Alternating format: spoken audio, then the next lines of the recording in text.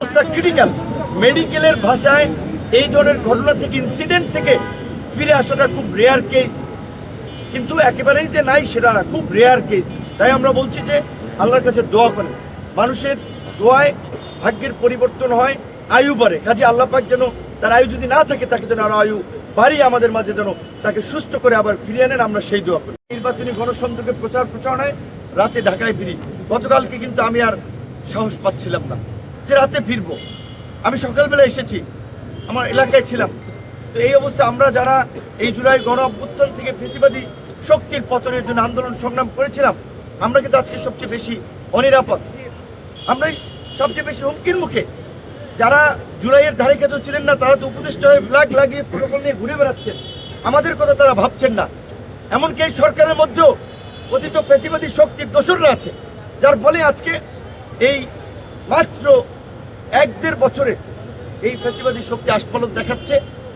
Social মিডিয়াতে তারা রাস্তায় নামবে, দেখে নিবে, জুলাই ভরে দেবে, জুলাই বিনাশ করবে, এই সমস্ত হুমকি দিচ্ছে। কাজে আমি বিনীত অনুরোধ থাকবে সকল রাজনৈতিক দল মতের, বিশেষ করে গণ অভ্যুত্থানের অংশীজনদের প্রতি, আসুন আমরা হাদির ঘটনা অন্তত ঐক্যবদ্ধ হই, দেশবাসী সবাই দোয়া করি আল্লাহ পাক তাকে সুস্থ করুক।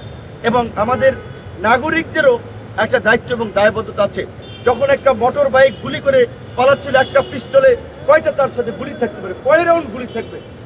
2টা 4টা 6টা 8টা 10টা 8টা 10টা গুলি দিয়ে কয়টা মানুষকে মারতে পারবে? কাজে আমরাও যেন এই ধরনের ঘটনা দেখলে আমরা যেন যার যা কিছু আছে তাই নিয়ে পাকড়াও করে যেন আমরা ধরার চেষ্টা করি। যখন একটা গণপ্রতিরোধ আমরা গড়ে তুলতে পারবো, এই ধরনের ঘটনা আর কেউ ঘটাতে সাহস পাবে না। ঢাকা শহরের বাড়িওয়ালা থেকে শুরু করে আপনার সিএনজির ড্রাইভার বলেন, বাসের ড্রাইভার বলেন, চায়ের দোকানদার বলেন, আমরা যেন চোখ কান খোলা রাখি কোন জায়গায় কে কি আলোচনা করছে। যারাই এই ধরনের নাশকতা কিংবা এই ধরনের কোনো ষড়যন্ত্রমূলক আলাপ আলোচনা করছে, গণধোলাই দিয়ে থানা পুলিশকে খবর দিয়ে থানা পুলিশে দেবেন। পুলিশের পাশাপাশি প্রশাসনের পাশাপাশি আমাদের এই সময়ে জুলাইয়ে যেমনিভাবে আমরা ঐক্যবদ্ধ হয়ে ফ্যাসিস্ট শক্তিকে পরাজিত করেছিলাম, এই সময় আমাদের একটা বড় নাগরিক দায়বদ্ধতা আছে। আমাদের সচেতনতার মাধ্যমে এই দুর্বৃত্তদেরকে প্রতিহত করতে হবে। মনে রাখবেন, একজন সন্ত্রাসী পালিয়ে যাচ্ছে, সে আরও অনেকগুলো অঘটন ঘটাবে।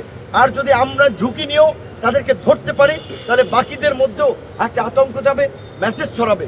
বিশেষ করে হাদির ঘটনার সময় আমি দেখেছিলাম আমাদের দুজন, আমি সিসিটিভির ফুটেজে দেখেছিলাম দূর থেকে বোধহয় আমাদের দুজন পুলিশ সদস্যের ভাইরা গুলির শব্দ শুনে ছুটে গিয়েছিলেন, কিন্তু বেশি দূর তারা আগান নাই। আমি দেখেছি, আপনার সিসিটিভির ফুটেজ তো দেখেছেন, তাদের হাতে তো বন্দুক আছে। এই ধরনের ঘটনা ঘটলে তো তাদের দ্রুত আপনার যাওয়া উচিত, কোথায় কি হচ্ছে। তো কাজে আইন শৃঙ্খলা বাহিনীর দায়িত্বে যারা আছেন তাদেরকে অবশ্যই সরকার সেইভাবে দিক নির্দেশনা দিবেন যেন তারা যে কোনো পরিস্থিতিতে একটা কঠোর ভূমিকা পালন করতে পারে, দায়িত্বশীল ভূমিকা পালন করতে পারে।